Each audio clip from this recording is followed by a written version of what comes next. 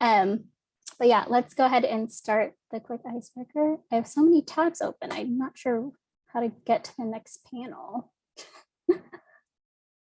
Yeah, here we go.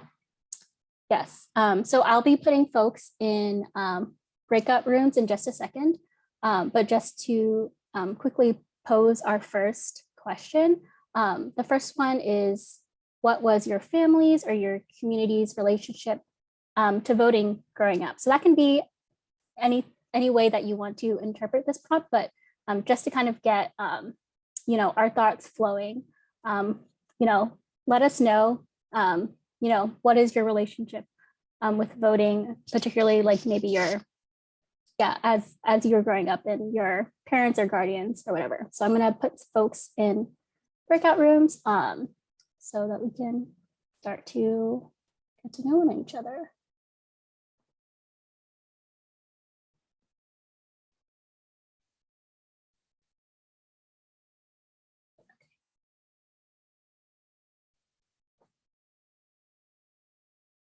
Okay, so I think it should be letting folks in now.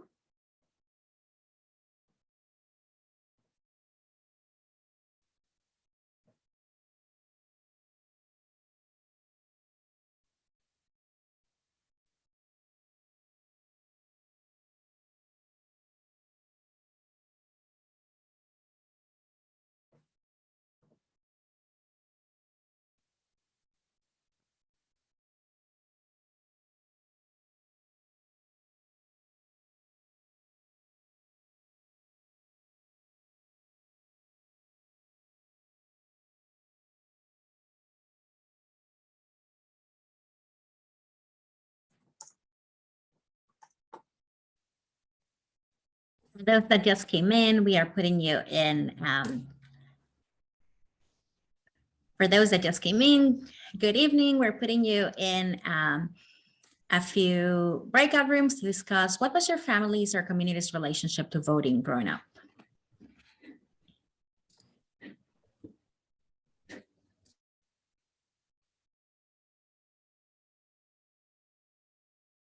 You'll need to accept that invitation.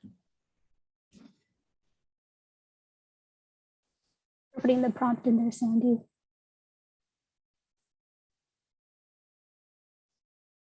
For those that just came in, Diane and Sheila, we have put you in a group to discuss what was your family or community's relationship to voting growing up.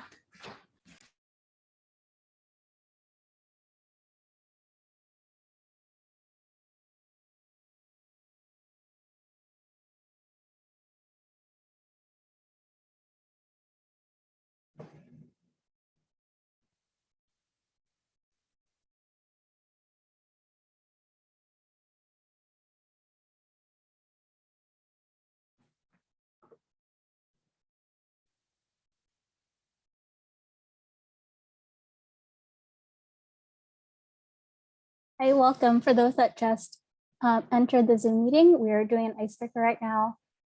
So I should have sent you an invitation, but we're discussing what was your family's or your community's relationship to voting growing up.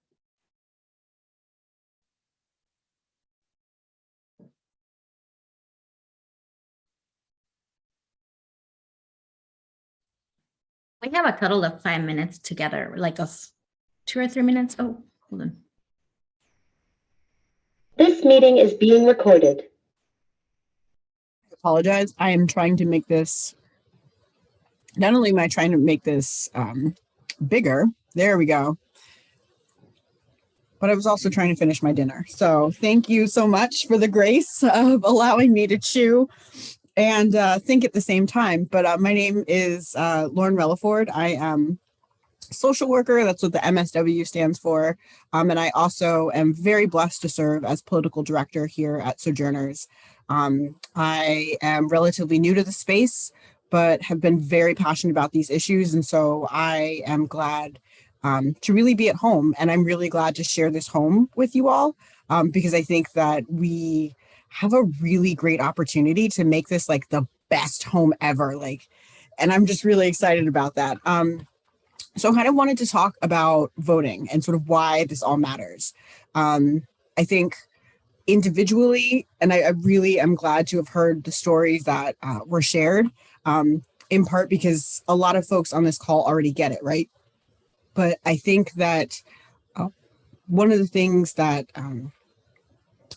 sort of there's an urgency in the air, I would say, obviously, because there's a 2020 midterm election going on. And we know that's important, but we don't, why it's important, I don't think is really being articulated well. And so what I hope I can do in these next short minutes is really explain sort of the why this matters.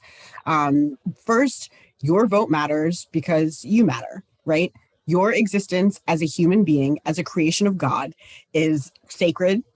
You are deserving, you are worthy, and you matter, right? And so because you matter, just as a human being, your vote is equally as important because your vote is your ability to share your needs, your concerns, your hopes, your fears, your wishes for the future, for this country, in the booth with someone that you ultimately will hope be the best messenger for you at the table when you can't be there. So this means everyone, and Sojourners believes unequivocally that everyone should have the access to vote if you're eligible, because you're a human being and because it's really important that at such a national stage, the things that are happening at your day and day are accurately reflected in the politics and the policies that are going on. Politics and policies should be for, of, and by the people. And the laws that get passed are not going to be shaped that way if, again, folks aren't being elected to sit at the table that actually represent what you matter. And quite frankly, that's part of the reason why it's becoming so hard to vote, right? That's why folks are so afraid of letting certain folks vote a certain way because it doesn't fit with their worldview. And this happens on both sides of the aisle, right? We see this in gerrymandering.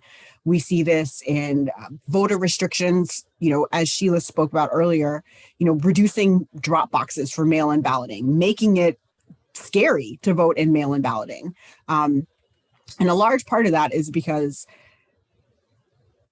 some of what you want is kind of counter to the interest of folks like Big Pharma and Big Tobacco and corporations.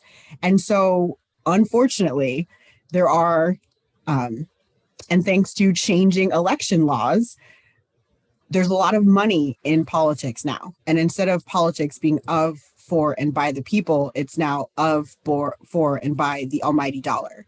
And so your vote now matters less than basically the vote or money of McDonald's or a big corporation. And that's not fair.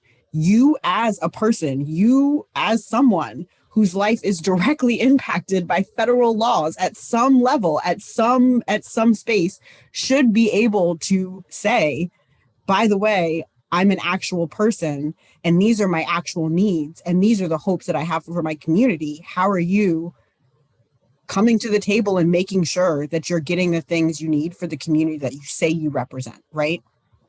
So midterms are really important in part because we are at a time where it's kind of fun to be, apparently it's okay to be a jerk to each other. Apparently the culture has shifted where being mean, being nasty, going out of your way to be a contrarian is like the new thing. And you may be experiencing that with your neighbors. Like all of a sudden someone like Susan is getting really sassy and she's saying these things. And it's like, why are you talking to me this way? You wouldn't normally talk to me this way. These are ideas we should be able to have a discussion. And that attitude is also the same in the halls of Congress. You hear it from staffers. You hear it from members of Congress who don't even like to leave their office because they're situated in a corner with members who, and again, this is on both sides of the aisle, who go out of their way to be a noisemaker, but they don't actually do anything. And so this election, in particular, 2022 matters because this is your chance across the board, whoever you vote for, to get a slate of actual serious actors in there that care more about making sure that things get done for you because you deserve it then things get done because it's going to benefit a multi-billionaire or a company or someone else's interest. So we're doing this in part because we want to make sure that you guys are registered. We want to find a way to empower you and educate you and make you feel like when you go into that booth, come, whatever your state's primary day is, or, should you decide to vote in please vote in the 2022 elections.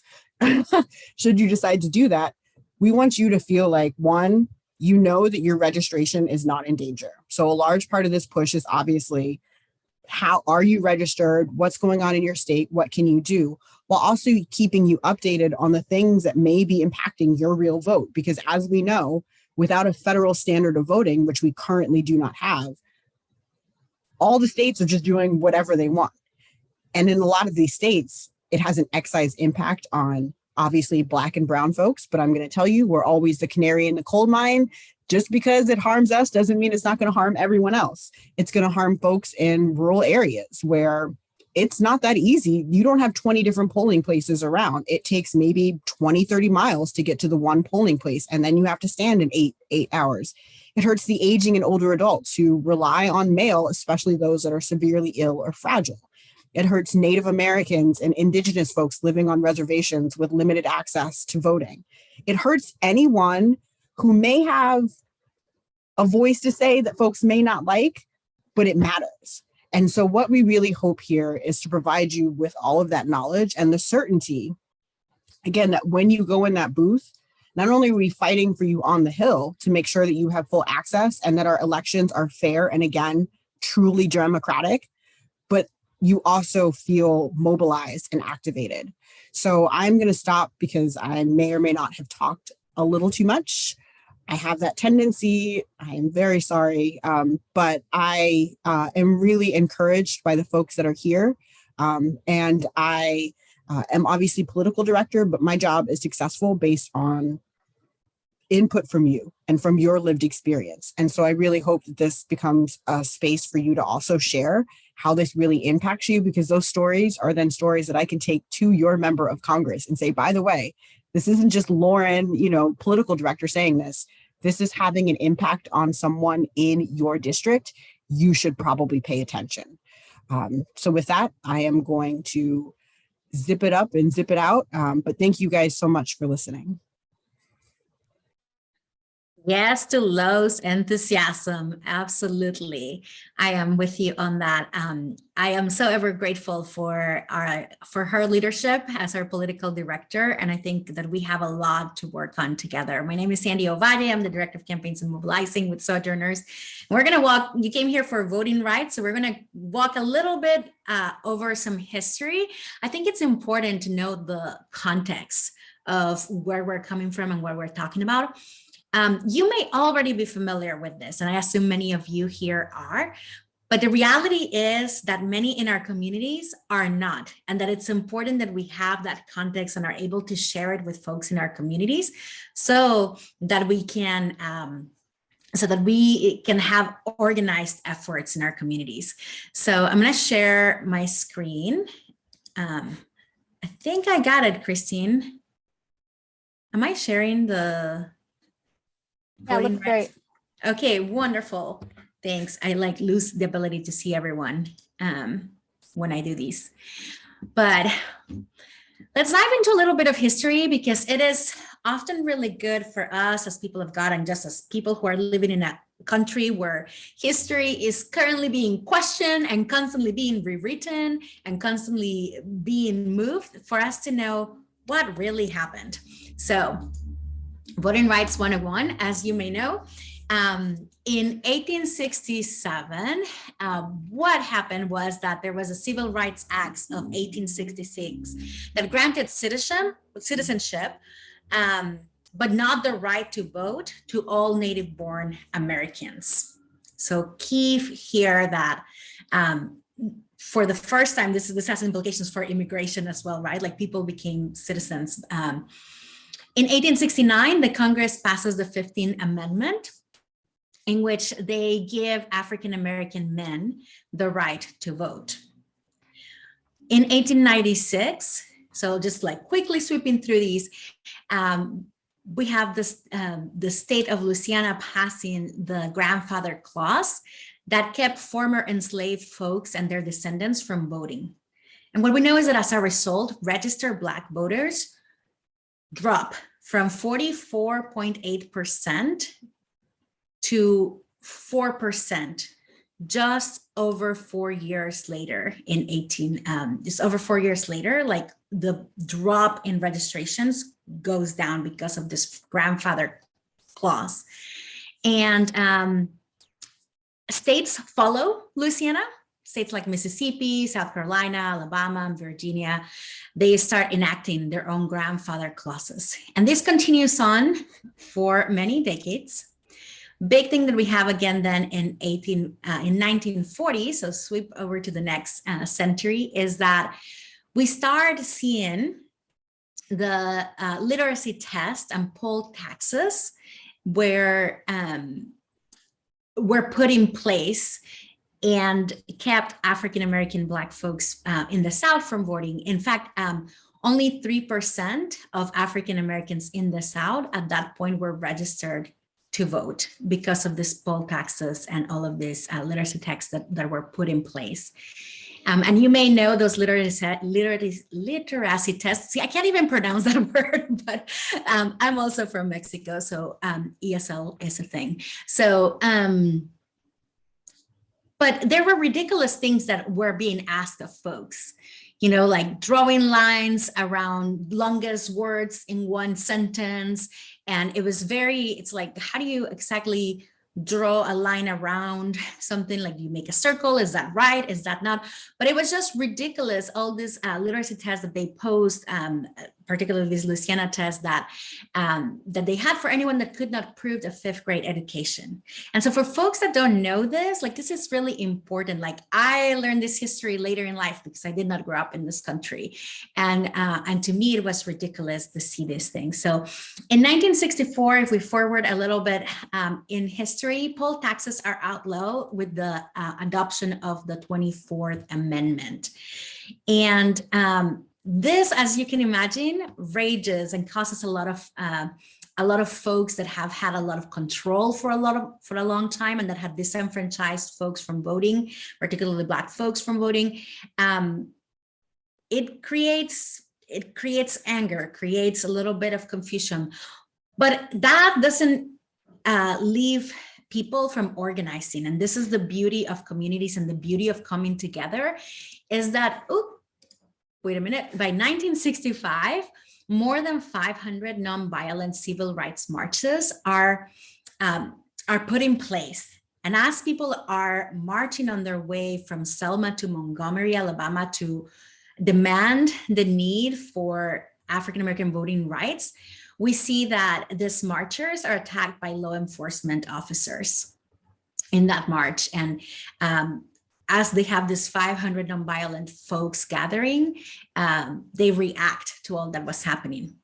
Even so, you know, all of the advocacy efforts that happened in 1964-5 at the end of all this violence that was enacted against folks demanding the right to have an impact in the decisions that will make an impact in their own lives.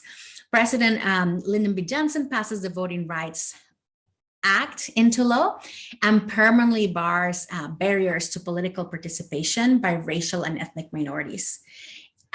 Also, in that law, this law prohibits any election practices that denies the right to vote on account of race and required jurisdictions with a history of discrimination in voting to get federal approval for changes in the election laws before they can take effect.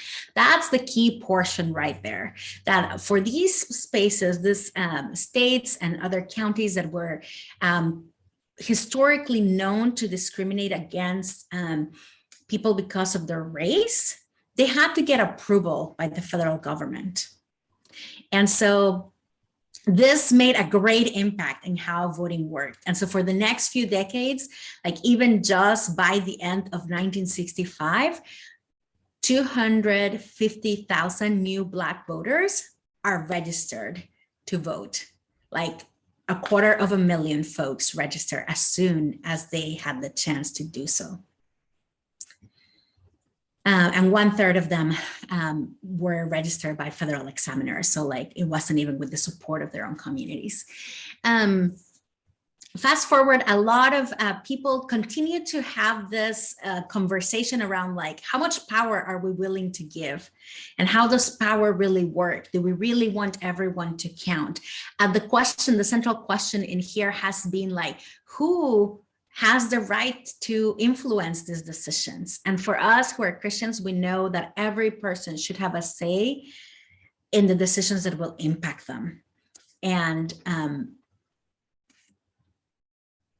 fast forward a number of years after different states tried, states like Texas, a state like North Carolina, South Carolina, Georgia, Mississippi, Louisiana, they keep trying to say like, hey, give us back some power, and keep asking for those for changes into the changes to their own voting laws. And all of these leads to leads to the year of 2013. So let me fast forward here, where after several years of being in a case, there is a decision by the Supreme Court that short stint was one of the most effective protections for the right to vote by rendering ineffective the requirement that certain jurisdictions with a history of voting discrimination get pre-approval for voting changes. So this decision of Shelby versus Holder basically allowed the states that had traditionally been requiring approval from the government to now do whatever they wanted in this. And the states wasted no time in getting discriminatory laws in place. Really quickly that happened. And here are some of the states that were in there. There are states that were covered by this whole section of the Voting Rights Act that required them to get permission. And so states like Texas and Mississippi and Virginia, you see in there. But there was not just only these states, but there were also portions of states like some counties and townships in different states like California and New York. And so see if you see your state there. And I haven't seen the chat, but I know that there are some things here in the chat. Thank you, Barbara, for those great comments here. So what this did is that it allowed a lot of laws to be passed that are consistently disenfranchising folks by making it harder and harder to vote. So one of the biggest things that has happened is this voter purges. So let's talk a little bit about voter purges. I'm sure by now all of us have heard of this, out of the last election, the last presidential election, we heard a lot about this because it was a practice that was in place. And now let me get this straight. Purging a voter list, when it's done with integrity and when it's done with rigor, it's a good thing. We want folks to have those lists updated. We want to have the right voters vote. The problem with the current purges that are presented, that are put in place, is that they're not done in a very rigorous way. So let me tell you a little bit more about what I mean by that. These are controversial. Because and I'm trying to find here an example. That's why I'm taking here a minute. I don't want to miscite it. They are done with not enough rigor. And so let me tell you about this example in Arkansas in 2016. And you may have examples from your own spaces.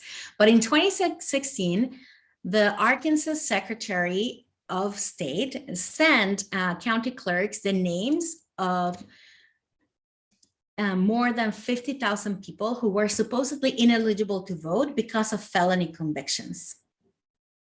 And so those county clerks began to remove voters without any notice very quickly. Well, you know what happened next is that the state discovered that the purge list was full of errors. And it included at least 4,000 people who did not have a felony conviction. And not only that, but those who were on the list, many of them who were on the list, up to 60% of them were Americans who were eligible to vote because they had their voting rights restored back to them. And so people don't keep track of all the different changes. There is not like a whole centralized place where these changes are kept accurately. So other threats or other misses with this voter purges that I'm gonna tell you about, and you feel free to comment with the ones that you've seen in your own localities. But one of them is when you move out of state. There is something that that is used. There's a sharing of states. Let me just give you the right name, like interstate cross-checking. So there's something called interstate cross-checking that has some threats into voting laws. You might think like it is really good for states to share all this information and states to know when people move out and for them to update those lists. The problem with something that this interstate cross-checking is that even though there is some data that is shared there, there is not a lot of rigor, again, in how this data is collected, and the data is often inaccurate. So even though it's supposed to tell election officials when someone moved from their state, it sometimes does the opposite. So for example, more than 2,500 voters from crosscheck said, crosscheck the high left Iowa prior to 2012, but they voted in the state that year. One voter that was purged from Virginia rolls because of crosscheck said he actually moved to South Carolina. The crosscheck said that he had moved to South Carolina, but actually he had moved from South Carolina to Virginia. So there's no one that's like really checking that the data that is accurate. There's also problems with a lot of folks that have matching names and matching birth dates. So if you have a matching name and a matching birth date, your data may be very common and may get all sorts of issues in that. Another problem with this voter purges is the citizenship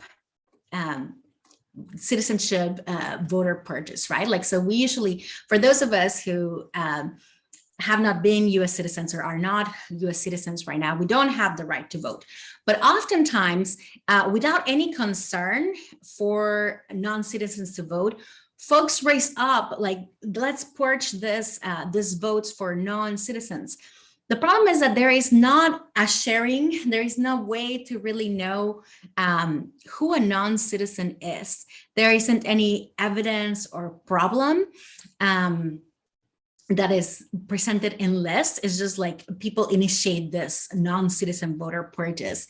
And it creates some incentive for folks to hunt for non-citizen voters on the rolls.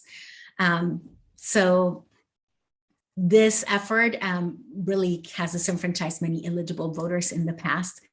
So those are some of the examples of how voter purges really threatened people's ability to enter into the electoral process.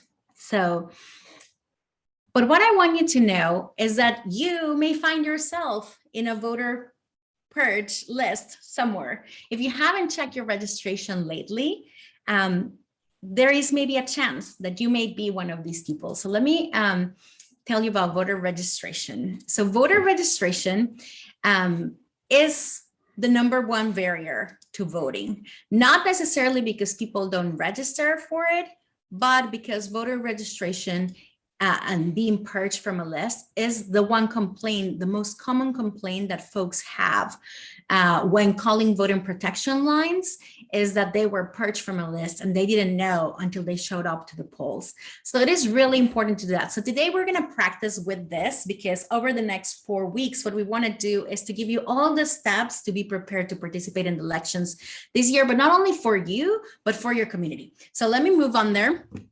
And I'm echoing low in that I feel like I've talked forever. So let me move on to voter registration. For a minute, I'm going to ask you to jump over to our web page to check your voter registration line. And literally, I'm going to give you just a few minutes to go over to sojo.net/vote. I'm putting that in the chat so you have it now in front of you. And to go ahead and type in your information to find out whether you are registered to vote. So I'll give you a minute to do that, and then we'll come back literally in like a minute and 30 seconds. So see what you find out.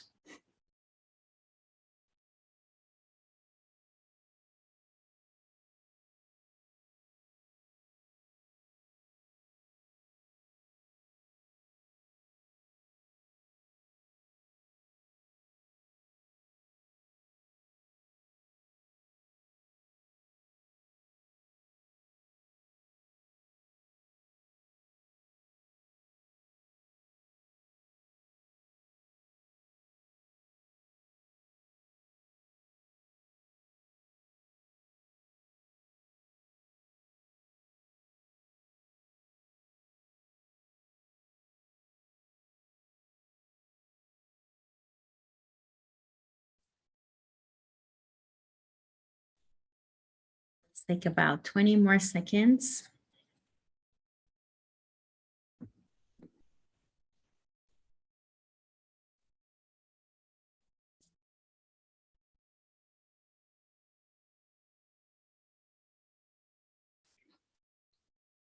Tell me what you're finding out. Let's come back together and tell me what you're finding out.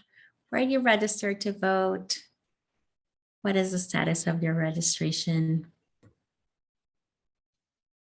It keeps changing my zip code that I'm typing in and then says I'm not registered to vote, but it's changing my zip code when I type it in. Oh, have you used some of Sojo's materials before? It may be that you need to clear your cookies and then use your new zip code. If you have signed up for like Sojo stuff before, that may be a thing.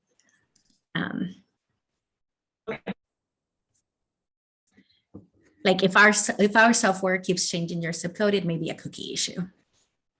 George, I see that you're registered. Mary, I see that you're registered. Now I'm going to ask you another question. Do you know how folks register to vote in your own locality? Lois registered. What is the process for registering to vote? Do you know where to find that out? So I'm going to give you like a minute again to research that and to tell us. Great, Teresa or Teresa. Not sure how I'm pronouncing it right, but it gives you a date for the next election and some important dates and options for voting.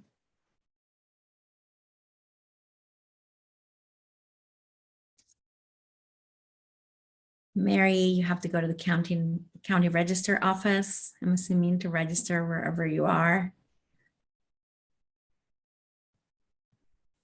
Well, it may be that you are registered to vote and that you have things in line for that. But what we want to do really is to know who else in our community needs to be registered to vote, needs to check their registration to vote, needs to find out how to register to vote. So I want to give you a minute to think through. Are there maybe grandchildren that you may have that you may not be aware if they're registered to vote, or they maybe just came of age to be able to vote in your community? Are there folks who have recently become a citizen in your life or in your church community or your community as a whole? I would encourage you to also be thinking of them. Are there neighbors of yours that maybe just moved to your city or the place where you're at?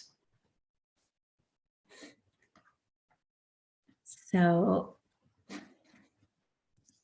again, I'm going to share my screen because what I want you to do is to take 2 minutes to think through the top 3 people that you may just want to check in and encourage. If we know that voting registration is the main barrier to voting, according to the Brennan Center, who works a lot in this, who are the 3 people that you will check in? And I'm going to invite you to jot them down. You'll get this little graphic, so you can even print it out if you want to on the future. Are there returning citizens in your life that you may want to have there? Vote.org says that I'm registered, Kate. I'm glad that that's the case. Wesley's registered.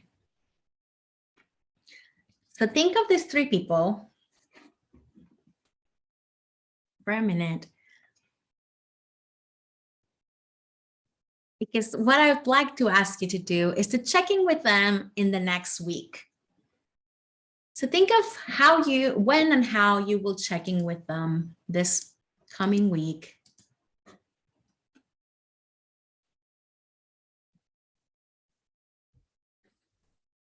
Regarding their voting registration. What might you say? How might you bring this up? And what I want us to do is I'm going to turn you into pairs again. And I'd love for you to share who are the 3 people that came to your life and what might you say to them? When and how will you check in with them, and what might you say to them?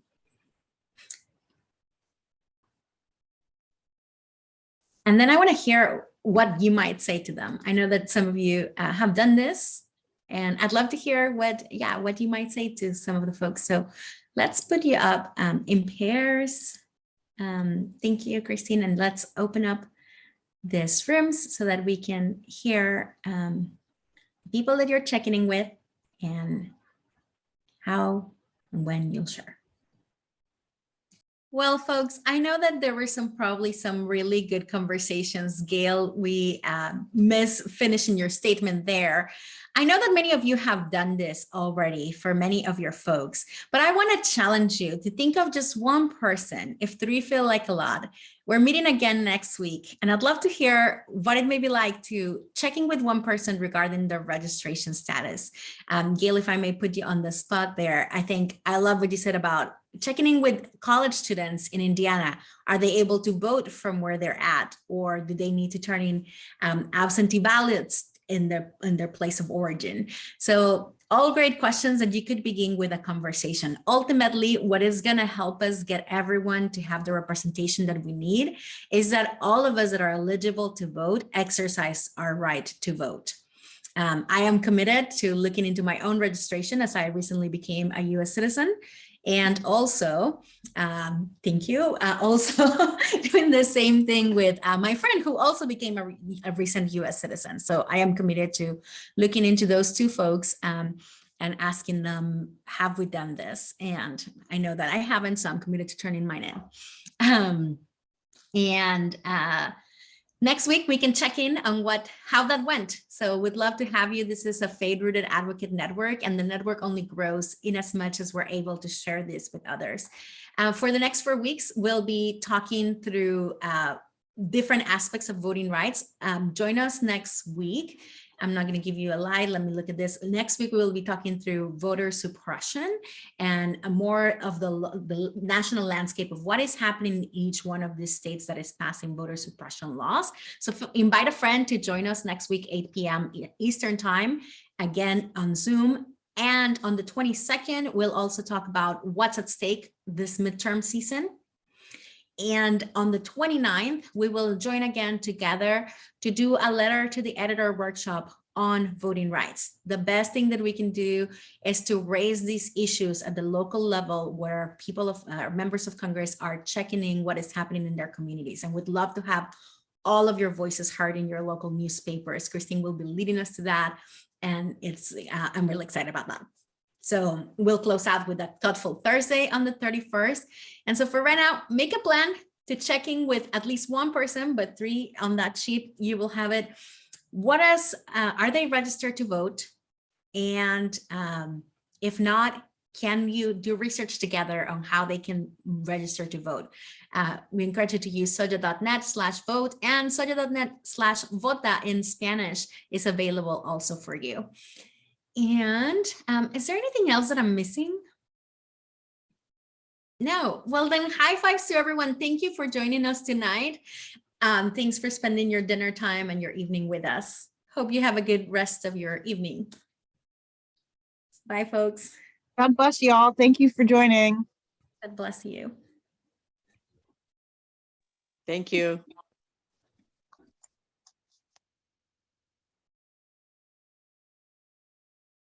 To pray.